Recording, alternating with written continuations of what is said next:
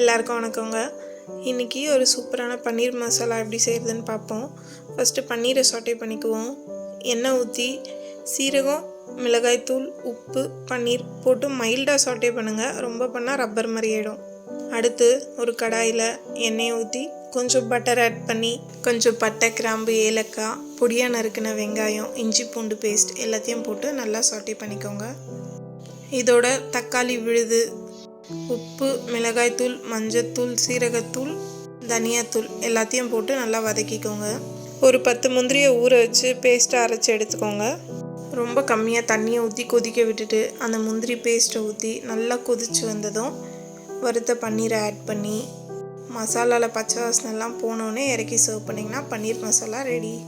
நாங்கள் இதை ரெடிமேட் பரோட்டாக்கு வச்சு சாப்பிட்டோம். எல்லா டிஃபன் ஐட்டமுக்கும் இது ரொம்ப நல்லாயிருக்கும். செஞ்சு பார்த்து சாப்பிட்டு மறக்காமல் எப்படி இருக்குன்னு சொல்லுங்கள். Welcome to Dibo's kitchen.